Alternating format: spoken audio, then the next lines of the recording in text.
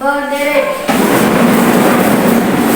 Ucapkan salam. Selamat siang, Pak. Selamat siang, silakan duduk. Oke, apa kabar semuanya? Baik, Pak. Oke, hari ini ada yang tidak masuk. Semua. Semua ya, kita bersyukur pada Tuhan hari ini boleh bertemu kembali pada proses pembelajaran. Untuk saat ini kita masuk pada pelajaran mulok, pelajaran TIK. Nah, pada pertemuan kali ini kita akan belajar satu materi. Silakan perhatikan di depan. Nah, apa materinya itu? Konsep berpikir komputasional. Coba sama-sama, 1, 2, 3. Konsep berpikir komputasional. Ya, konsep berpikir komputasional ya. Nah, ketika kamu membaca judul itu atau materi yang ada di depan itu, apa yang kamu pikirkan? Apa yang terlintas dalam pikiran kalian ketika membaca berpikir komputasional? Komputer, pernah lihat komputer enggak? Pernah. Seperti apa komputer? Seperti laptop. Pernah semua lihat laptop? Pernah. Ya, laptop itu salah satu contoh komputer. Nah, termasuk yang Bapak gunakan ini ya. Ini adalah laptop yang merupakan bagian dari komputer. Nah, sekarang kita akan lihat apa itu berpikir komputasional ya. Kita lihat. Ada yang bisa membaca apa itu berpikir komputasional?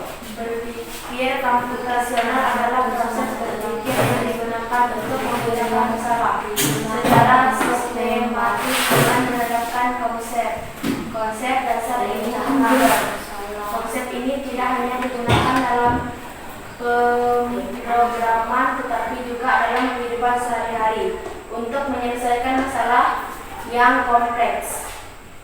Ya, jadi berpikir komputasional itu adalah proses berpikir, ya. Kalau lihat di situ proses berpikir yang digunakan untuk memecahkan masalah atau menyelesaikan masalah maksudnya itu ya, secara sistematis. Nah, sistematis itu artinya secara teratur, secara berurutan, secara rapi, gitu ya. Dengan menerapkan konsep-konsep dasar ilmu komputer. Nah, kalau ilmu komputer itu ya ilmunya ya secara berurutan, ya. Yang tadi disebut sistematis itu tadi. Nah, konsep ini tidak hanya digunakan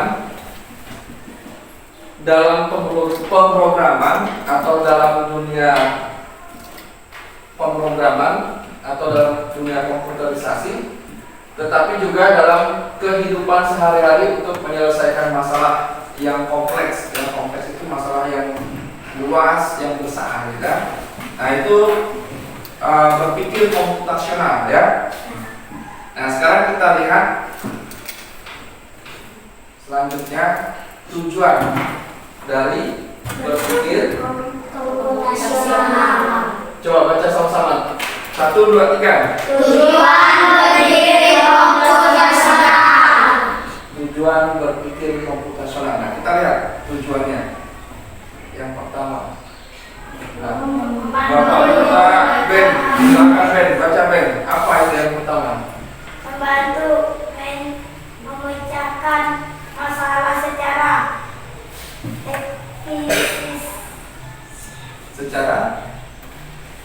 efisien. Ya, membantu menyelesaikan masalah secara efisien.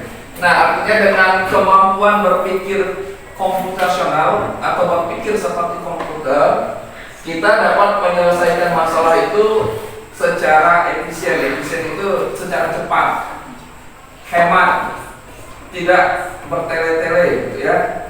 Nah, efisien itu cepat, hemat, ya. tidak memerlukan biaya yang besar dan cepat, ya. Itu artinya efisien. Nah, itu yang pertama tujuannya. Kemudian yang kedua, apa yang kedua? Minta tolong Ronatan baca. Mengembangkan kemampuan berpikir logis dan kritis. Ya, mengembangkan kemampuan berpikir logis dan kritis. Nah, orang yang memiliki kemampuan berpikir komputasional itu dia memiliki kemampuan berpikir yang logis. Logis itu artinya masuk akal, ya. Masuk akal atau mudah dipahami, ya. Atau mudah diterima. Itu logis, ya. Kritis itu artinya sesuatu yang belum orang pikirkan kita udah bisa pikirkan. Nah, itu namanya kritis. Orang belum berpikir seperti itu, kita udah berpikir seperti itu. Itu namanya kritis. Nah, ya. Kemudian tujuan yang selanjutnya kita lihat. Yang ketiga, Bapak minta tolong Raka. Bisa lihat dari belakang Raka? Yang kelihatan siapa yang melihat? Ya. Medi, silakan Medi. Mengajarkan cara merancang solusi yang dapat diimplementasikan dengan komputer atau alat lain. Iya.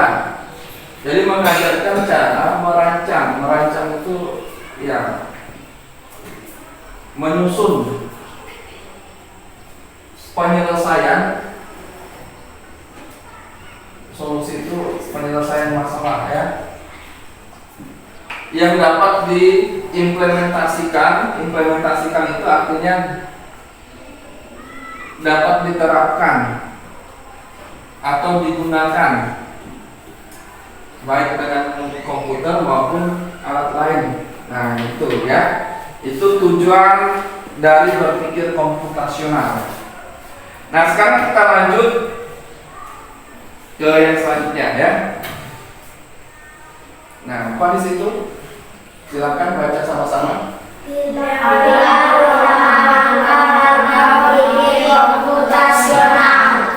Empat pilar utama atau langkah-langkah berpikir komputasional. Sama. 1, 2, 3. Keempat pilar langkah berpikir komputasional. Sama-sama. Ulangi. 4 pilar utama atau langkah-langkah berpikir komputasional. Ulangi. 1, 2, 3. 4 pilar utama atau langkah-langkah berpikir komputasional.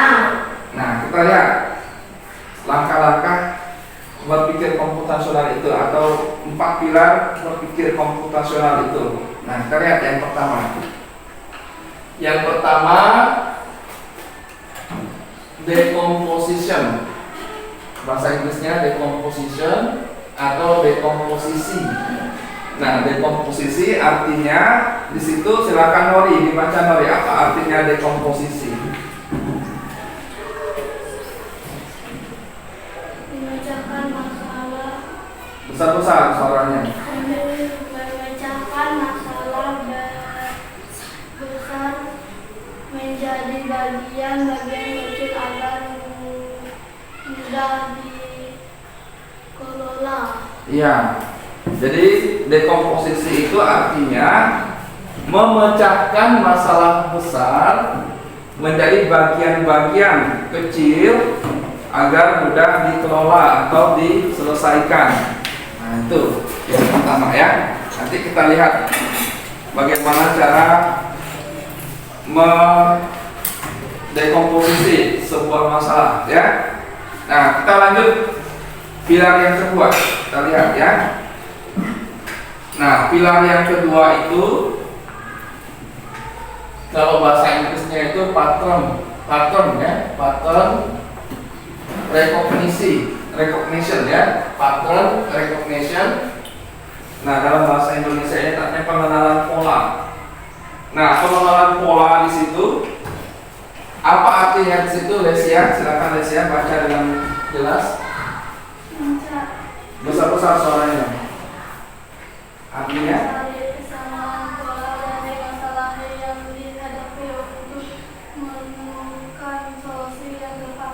Iya. Jadi pengenalan pola itu atau pattern recognition artinya mencari kesamaan pola dari masalah yang dihadapi untuk menemukan solusi yang tepat atau cara yang tepat. Tuh, ya. Itu pilar yang kedua.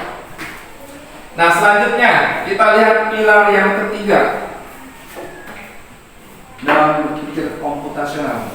Nah, pilar yang ketiga adalah abstraction. Abstraction atau abstraksi. Nah, abstraksi itu artinya apa? Raka, dia tidak dari belakang Raka. Siapa yang jelas melihat? Coba, ya, Rasti, silakan. Artinya memfokuskan pada informasi penting dan mengabaikan detail yang tidak relevan. Ya, abstraksi itu kita fokus pada informasi yang penting dan mengabaikan ya detail atau informasi yang tidak penting atau hal-hal yang tidak penting. Itu ya, itu pilar yang ketiga, yaitu abstraksi. Fokus pada informasi yang penting atau pada hal-hal yang penting saja dan mengabaikan hal-hal yang tidak penting. Nah, itu ya. Kemudian pilar yang keempat. Pilar yang keempat, algoritma. Nah, dalam bahasa Indonesia ini algoritma. Nah, algoritma itu artinya apa, Noni? Silakan, Noni. Menyusun langkah-langkah sistematis untuk menyelesaikan masalah. Ulangi lagi. Algoritma tadi apa? Menyusun langkah-langkah sistematis untuk menyelesaikan masalah. Iya, jadi algoritma itu artinya menyusun langkah-langkah sistematis untuk menyelesaikan masalah. Ya. Nah, sekarang kita melihat contoh menyelesaikan masalah dengan konsep berpikir komputasional sesuai dengan 4 pilar tadi ya. Nah, kita lihat cara contoh menyelesaikan masalah dengan konsep berpikir komputasional. Nah, kita lihat. Nah, masalahnya apa masalahnya di situ? Bisa baca di situ? Minta tolong Yudis baca deh. Seorang guru ingin membuat jadwal tiket kelas untuk 9 siswa sehingga setiap siswa mendapat giliran secara adil. Iya, mendapat giliran secara adil. Nah, jadi seorang guru, nah bapak ya, katakanlah bapak ya, ingin membuat jadwal tiket untuk 9 orang siswa. Nah, 9 orang siswa yang untuk kalian lah di kelas ini ya. Sehingga setiap siswa atau setiap orang nanti mendapat giliran tiket yang adil. Nah, kira-kira di sini mau nggak piketnya ada yang banyak, ada yang sedikit? Mau tidak? Setiap hari itu contoh Nathan ada terus piket dari Senin sampai Jumat misalnya. Mau? Setiap hari mau ada piket? Tidak mau ya, harus adil gitu kan. Bergilir. Setuju tidak? Setuju tidak kalau piketnya diatur secara adil dan bergilir? Setuju? Nah, itu. Nah, Bapak itu ingin membuat jadwal piket kelas untuk kalian. Ya, agar kalian itu mendapat jadwal piket dengan giliran yang adil. Nah, seperti yang sudah Bapak buat itu, kan semua dapat jadwal yang sama ya. Berapa kali piket dalam seminggu setiap orangnya? 2. Berapa kali? 2. Ada yang lebih dari 2? Ada yang lebih dari 2 piketnya? Atau ada yang kurang dari 2? Atau ada yang tidak piket sama sekali, tidak ada dapat jadwal piket? Semua dapat jadwal piket semua ya. Nah, kita lihat langkah-langkah menyelesaikannya ya. Nah, kita lihat langkah-langkahnya. Nah, tahapan penyelesaian atau langkah-langkah penyelesaiannya. Yang pertama, langkah pertama atau pilar yang pertama tadi itu decomposition atau memecahkan masalah tadi ya. Nah, yang pertama yang harus dilakukan itu adalah menentukan daftar nama siswa. Nah, ketika ingin membuat jadwal piket untuk 9 orang siswa tadi, nah, langkah berdasarkan memecahkan masalah atau decomposition itu, nah, langkah yang harus Bapak lakukan pertama itu adalah, atau yang harus kita lakukan pertama itu adalah menentukan daftar nama siswa. Kita tentukan dulu daftar nama kalian di dalam kelas ini. Jadi kita data dulu, kita tulis dulu namanya sesuai urutan absen atau sesuai dengan urutan abjadnya. Nah, setelah itu yang kedua menentukan jumlah hari piket dalam 1 minggu. Nah, kita dalam 1 minggu itu ada berapa hari sekolah? 5. Ada berapa hari sekolah kita dalam 1 minggu? Ada 5 hari karena kita sudah kunden ya. Nah, ketika kita ada 5 hari sekolah, maka nanti bagaimana pengaturannya sehingga setiap kalian itu mendapat giliran atau jadwal piket yang rata, yang adil. Nah, kemudian yang ketiga menentukan jumlah siswa. Menentukan jumlah siswa apa di situ? Piket per hari ya, menentukan jumlah siswa piket per hari. Itu yang langkah pertama yang dilakukan. Kemudian langkah kedua mengenal pola atau pengenalan pola tadi ya. Pengenalan pola. Nah, tentu setiap minggu itu ada pengulangan nama. Karena kita tadi jumlahnya hanya 9 orang. Kemudian dalam 1 minggu itu ada 5 hari yang harus piket, 5 hari sekolah ya. Nah, nanti di situ ada pengulangan nama, artinya ada setiap orang itu piketnya lebih dari 1 hari, maksudnya lebih dari 1 kali. Nah, sehingga nanti contoh kalau Nathan piketnya hari Senin, mungkin nanti di hari berikutnya dia ada juga. Mungkin setelah itu bisa hari Rabu atau hari Kamis.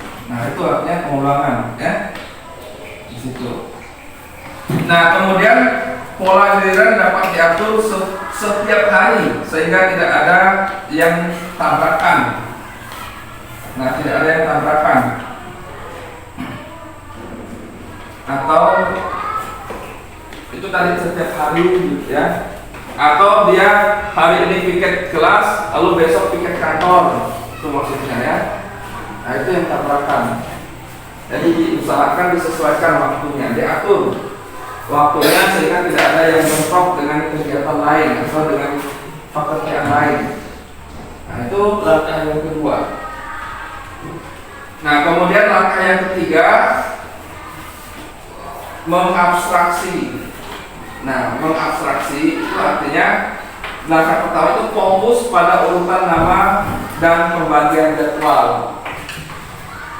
Kemudian mengabaikan hal-hal yang tidak penting atau tidak relevan. Nah, artinya gini, ketika kalian sudah lihat jadwal, kalian nanti fokus pada jadwal kalian piket saja. Jangan mikirkan punya orang. Nah, itu maksudnya fokus pada urutan nama atau pembagian jadwal. Nah, ketika jadwal sudah dibuat atau dikeluarkan oleh guru, kalian lihat kamu piket hari apa, kamu jangan pusingkan orang, itu maksudnya. Sehingga nanti kita ingat kita itu piket hari apa dan hari apa, sehingga pada hari-hari tersebut dipastikan kita melaksanakan tugas dengan baik ya. Nah, di sini ada yang sudah hafal hari apa saja piket.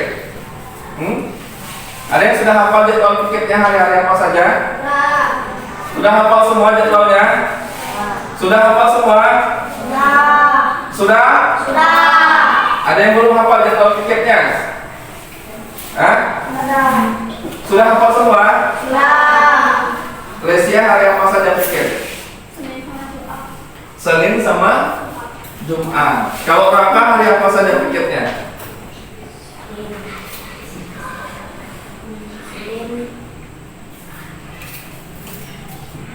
Masih belum hafal? Berarti tidak pernah memperhatikan, tidak fokus berarti ya. Makanya nanti fokus ya. Lihat jadwalnya itu biar nanti ingat. Nah, karena kalau tidak hafal atau tidak fokus, pasti nanti tidak melaksanakan tugas dengan baik. Alasan nanti tidak tahu kalau ini piket. Kalau Nathan hari apa piketnya? Rabu dan Kamis. Rabu dan Kamis. Kalau Ipan hari apa? Hah? Jumat. Hari Kamis. Hari Kamis dan Jumat. Hari Kamis sama? Nah? Lupa. Berarti tidak fokus ya. Nah, itu udah bermasalah tuh ya. Rabu sama ya, nanti diperhatikan lagi. Pokoknya lihat jadwal di situ, fokus. Kita itu hari apa saja piketnya ya. Oke, kalau Ben hari apa Ben? Piketnya Ben? Selasa. Hah? Selasa dengan Jumat. Oke ya. Nah, itu langkah yang ketiga, abstraksi. Artinya fokus pada nama dan pembagian jadwal kita. Kita tidak perlu ingat punya orang, yang penting tidak kita ingat. Itu maksudnya ya. Oke, yang selanjutnya yang keempat, merancang. Ya, merancang algoritma atau urutannya tadi itu ya, langkah-langkahnya. Nah, yang pertama itu membuat daftar semua nama siswa. Nah, itu tadi ya. Mendaftar semua nama siswa. Jadi nama kalian itu sudah Bapak daftar. Mulai dari 1 sampai 9 orang itu udah didaftar dulu. Nah, setelah itu kita menentukan jumlah siswa per hari, jumlah siswa piket dalam 1 hari. Nah, untuk 3 hari pertama, karena kita 9 orang dan hari belajar kita 5 hari, untuk 3 hari pertama itu berapa orang piket seharinya? 3. Untuk 3 hari pertama 3 orang, berapa orang piket 1 hari? 3. Hah? 3 orang. Nah, di situ sudah terlihat ya 3 orang. Kemudian 2 hari selanjutnya yaitu Kamis dan Jumat, ada berapa orang piket? Hah? Ada 5, ada 4. Yang 4 orang hari apa? Hari Jumat. Yang 4 orang hari Jumat. Yang hari Kamis ada 5 orang. Sehingga nanti setiap orang piketnya dalam 1 minggu itu berapa kali? Berapa kali setiap orang piket dalam 1 minggu?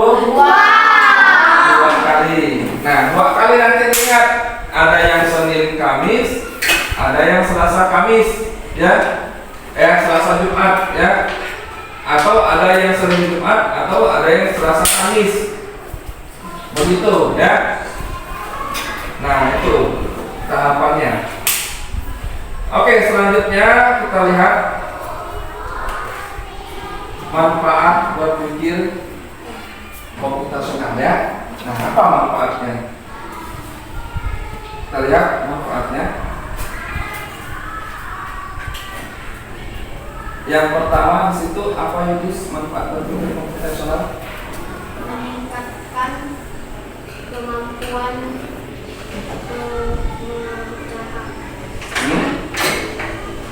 masalah.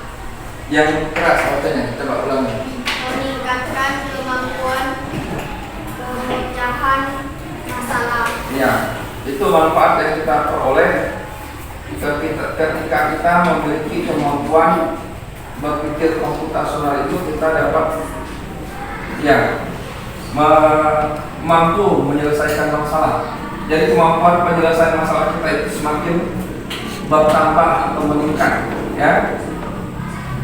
Kemudian manfaat yang kedua, Roni, apa manfaat yang kedua? Membantu berpikir secara terstruktur dan logis. Membantu berpikir secara terstruktur. Nah, terstruktur itu artinya ya secara rapi, ya, secara terurut, ada tingkatan-tingkatannya, ya, dan logis tadi yang masuk, ya. Nah, kemudian yang ketiga itu apa, Ben? Mempermudah penerapan teknologi untuk menyelesaikan masalah. Ulangi, yang ketiga apa? Mempermudah penerapan. Tuh, lihat tulisannya baik-baik. Mempermudah apa? Mempermudah penerapan teknologi untuk menyelesaikan masalah. Ya, mempermudah penerapan teknologi untuk menyelesaikan masalah. Nah, nanti Bapak berharap setelah kita belajar menguasai berpikir komputasional ini, ya, kita dapat menerapkan teknologi itu ya kemajuan atau alat-alat yang ada, contoh laptop, komputer tadi itu dalam menyelesaikan masalah, itu maksudnya, ya. Itu. Nah, kemudian manfaat yang keempat, Bapak minta Nori, baca Nori, manfaat yang keempat. Besar-besar suaranya.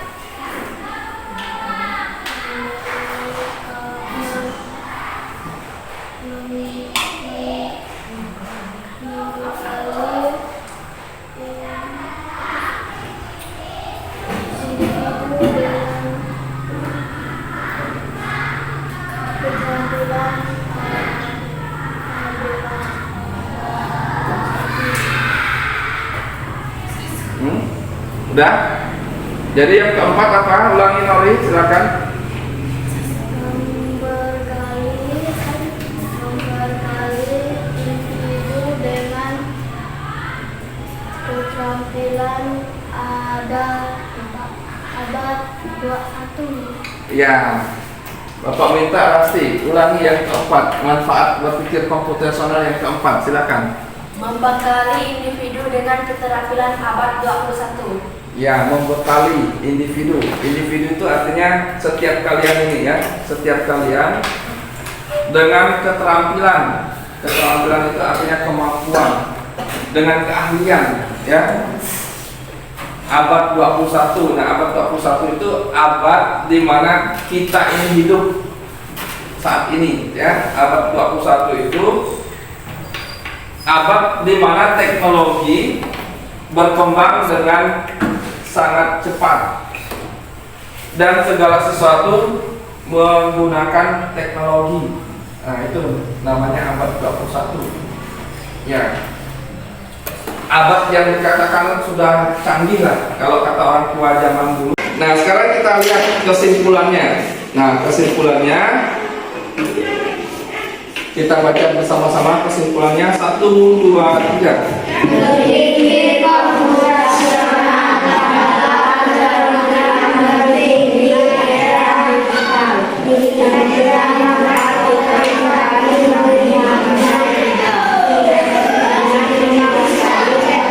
tinggi. Seseorang akan mencapai masalah dengan lebih cepat. Dan efisien. Coba ulangi sekali lagi. 1, 2, 3. Berpikir komputasional adalah keterampilan penting di era digital yang dapat diterapkan di berbagai bidang.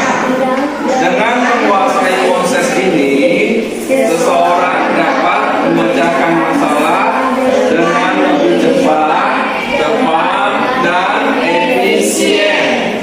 Nah, itu ya. Jadi kesimpulannya, nah, dengan menguasai atau memiliki kemampuan berpikir komputasional. Nah, kemampuan berpikir komputasional itu adalah kemampuan yang sangat penting kita miliki di era saat ini, di era digital saat ini, ya. Di era digital itu di era yang segala sesuatunya diselesaikan atau dikerjakan menggunakan komputer atau menggunakan perangkat digital. Digital itu contoh laptop, komputer, HP, menggunakan internet. Nah, itu namanya digital, ya. Nah, sehingga dengan menguasai konsep berpikir komputasional itu, ya, Bapak berharap kita semua dapat menyelesaikan atau memecahkan masalah dengan lebih cepat, lebih tepat dan efisien. Nah, itu tujuannya, ya. Oke, Bapak rasa ini yang perlu Bapak sampaikan pada pertemuan hari ini. Nah, Bapak berharap ini benar-benar dapat dipahami, dapat diserap, ya, diserap dalam diri masing-masing bahwa kita penting untuk memiliki kemampuan berpikir komputasional. Dan mungkin seperti itu. Terima kasih untuk segala perhatiannya. Kita cukupkan. Selamat siang. Siap.